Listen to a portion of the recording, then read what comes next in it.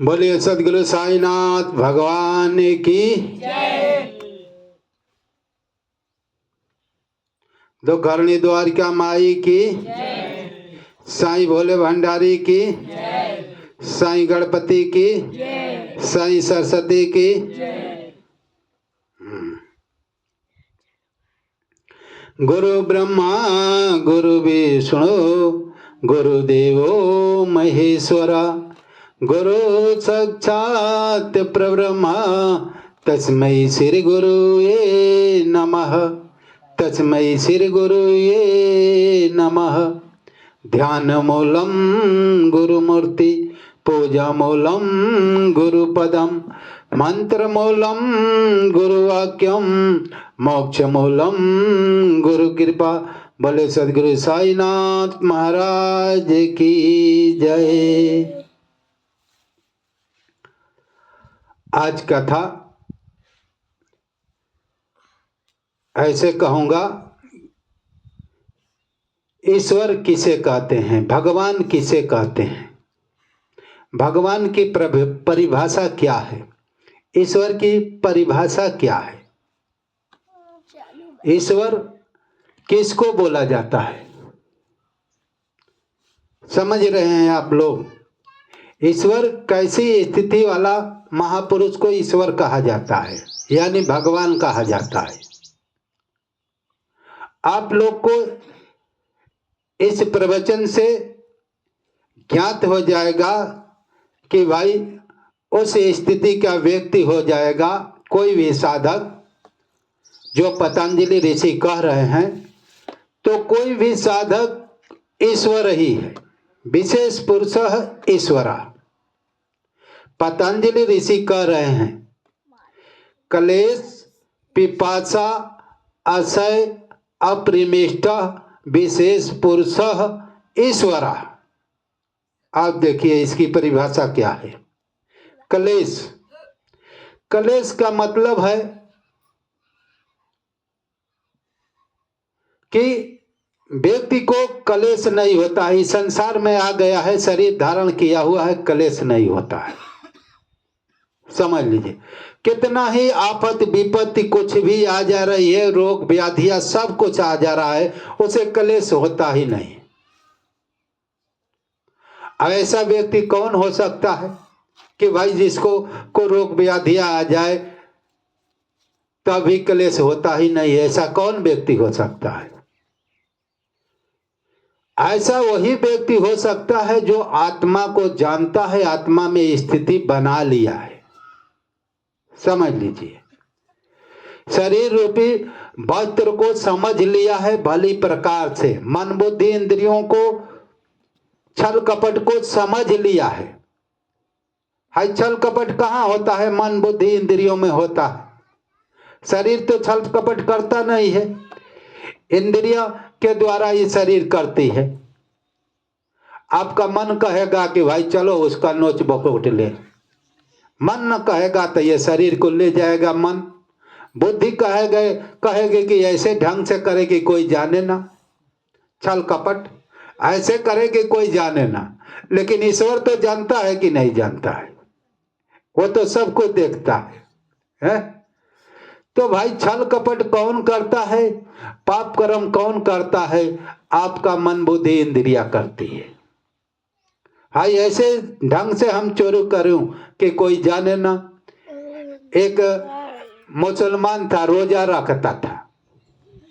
समझ लीजिए, रोजा में समझ लीजिए कि भाई 4 बजे वो सब भोजन करते हैं और शाम का जाकर 5 बजे के बाद करते हैं। दिन भर कुछ खाते पीते नहीं है रोजा में। तो एक मुसलमान था, कहता था कि भाई मैं ऐसा पानी पीता हूं कि अल्लाह भी नहीं जानता है। समझ लीजिए, अब वो मुसलमान ऐसा पानी पीता है, वो कहता है कि अल्लाह भी नहीं जानता है। अब वो मुसलमान जाता था, पोखरा में नहाता था और पोखरा में डूबकर पानी पी लेता था पोखरा में। तो कहता है कि मैं ऐसा पानी पीता हूं कि अल्लाह भी नहीं जानता है। सब लोगों से कहता था, मैं रोजा भी रखता हूं, ऐसा पानी पीता हूं कि अल्लाह भी नहीं जानता है। तो एक दिन इसी तरह रोजा में गया, पोखरा में पानी पी रहा था, तो उसके मुंह में चला गया टेंगना।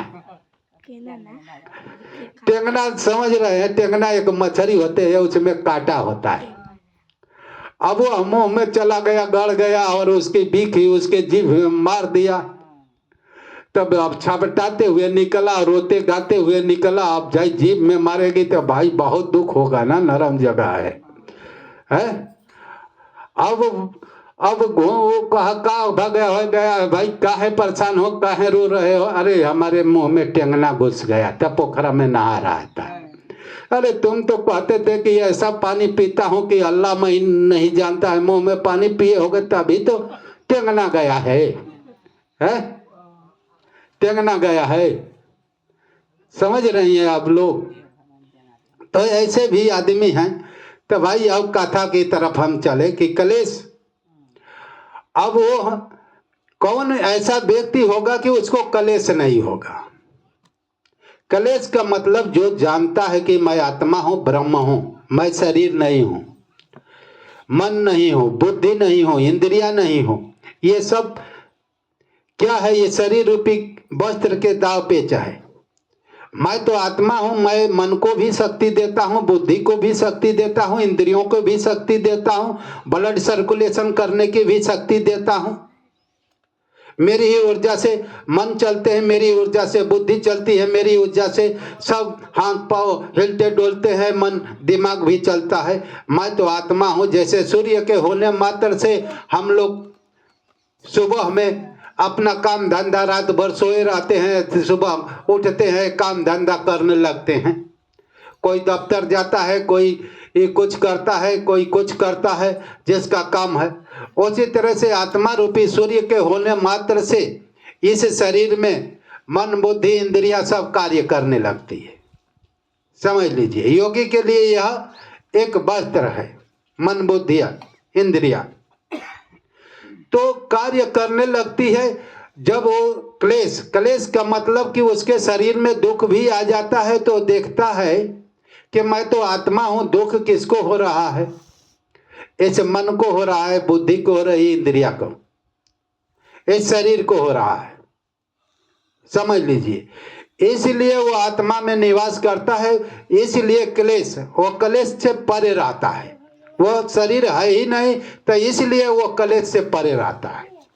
क्लेश मैं डिटेल में समझा रहा हूं कि क्लेश, जब आदमी आत्मा बन जाएगा तो उसको दुख भी आएगा, परेशानी तो होगी, लेकिन वो समझेगा कि मुझे परेशानी नहीं है, मेरे वस्त्र को परेशानी है।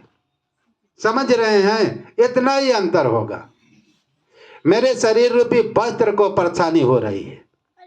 तो क्लेश, क्लेश वही व्यक्ति जो है क्लेश से परे होगा। क्लेश पिपासा, माने संसार में कोई पिपासा नहीं है। पिपासा मतलब चाहत। समझ रहे हैं कि वो संसार में भाई आत्मा से बढ़कर कोई ईश्वर अंश जीव अविनाशी चेतन अमल सहज सुख राशि, आत्मा से बढ़कर कोई सुख की राशि है ये नहीं। जब वो आत्मा में पड़ गया तो ऐसे इंद्रियों रूपी पिपासा में वो फंसेगा नहीं। पिपासा, पिपासा का मतलब संसार में कोई उसे चाहत न हो, संसार में कोई पानी की वस्तु न हो, सब उसको ड्यूटल दिखाई देगा, नशवान पदार्थ दिखाएगा। वो अपने को देखेगा कि मैं आत्मा हूं, मैं ब्रह्म हूं, मैं शाश्वत पदार्थ हूं। और संसार में मैं धन दौलत पैसा रुपया जो भी पाने की चाहत करूंगा, तो इसे मन बुद्धि इंद्रिया के संग्रह है।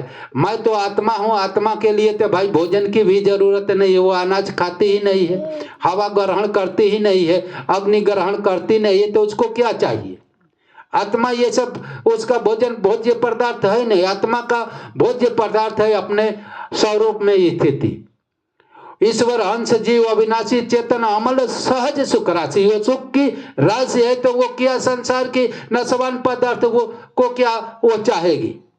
जब आपको शाश्वत अमर चीज मिल जाएगा तो आप नश्वर चीज पाए चाहेंगे नहीं ना। जो खत्म हो जाने वाला, आपका शरीर भी नहीं रहने वाला है, आपका घर द्वार भी एक दिन छोड़ छाड़ कर भाग जाएंगे। जब आपको शाश्वत पदार्थ, शाश्वत चीज मिल जाएगा, अमर चीज मिल जाएगा, तो नश्वरता से आपकी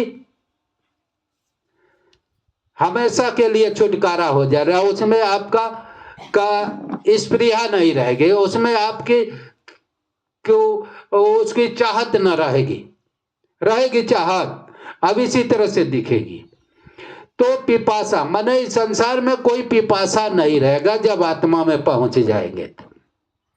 ब्रह्म को पालेंगे, ईश्वर को पालेंगे, तो आपको संसार में कोई चाहत नहीं रहेगी। कलेश कर्म, और उसके लिए कोई कर्म नहीं।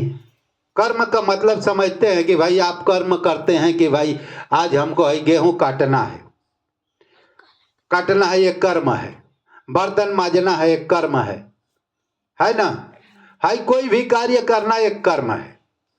तो आपको गेहूं काटना है, कर्म। क्लेश कर्म पिपासा माने कर्म, उसको संसार में कुछ नहीं रहेगा। भाई शरीर है ये नहीं, तो शरीर के लिए तो घर बना रहे हैं, मकान बना रहे हैं, दौलत कमा रहे हैं शरीर के लिए। अब शरीर है ये नहीं तो आप किसके लिए कर्म करेंगे?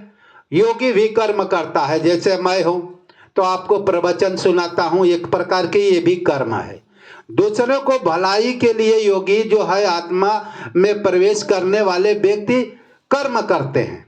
और वो महापुरुष जब कर्म न करे तो सारी दुनिया वर्ण संकरता को प्राप्त होगी। गीता में भगवान श्री कृष्ण कहे अर्जुन से कि हे अर्जुन, मैं कर्म न करूं तो सारी दुनिया वर्ण संकरता को प्राप्त हो जाए। वर्ण संकरता का मतलब आप समझ रहे हैं, वर्ण संकर मैंने दूषितता के तरफ चले जाएंगे, वो सब दूषित कार्य करने लगेंगे, संसार में फंस जाएंगे, ब्रह्म की तरफ, ईश्वर की तरफ नहीं जाएंगे। ईश्वर को छोड़कर संसार में ही हमेशा लिलुप्त रहना वर्ण संकरता है।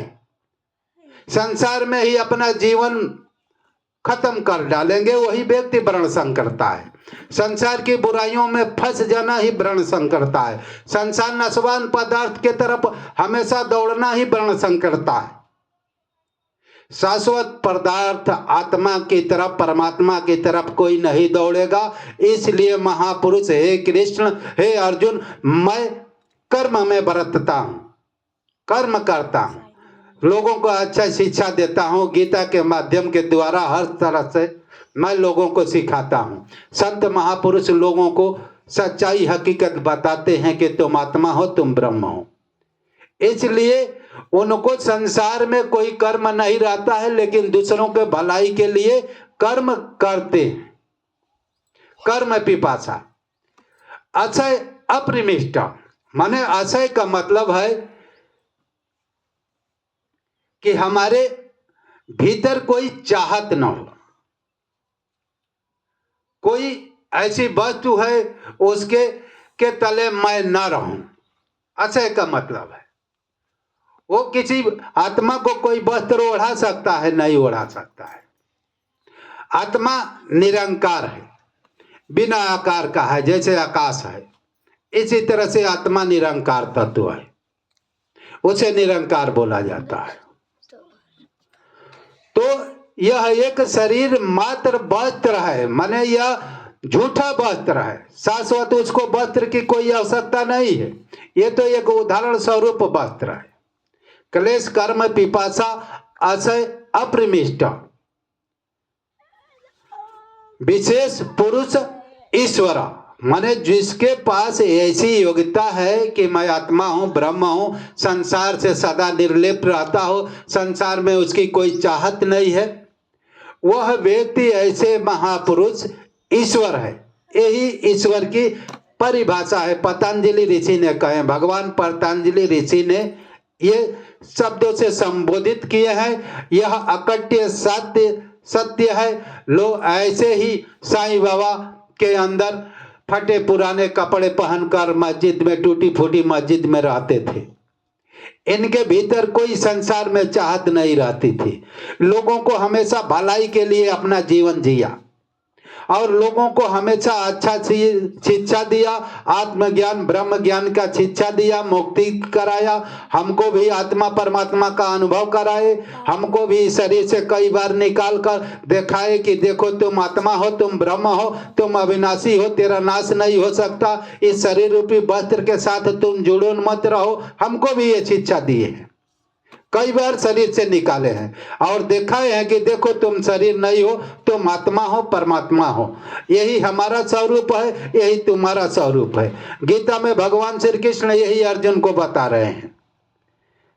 कोई भी महापुरुष आत्म पथ में स्थिति बना लेगा तो एक ही शिक्षा देगा, बीच में कहीं दरार न डालेगा, कोई पंथ मजहब में नहीं फंसेगा, बस आत्मा परमात्मा की यात्रा बताएगा। जैसे गीता मजहब मुक्त है, वैसे वो मजहब मुक्त रहता है, समझ रहे हैं?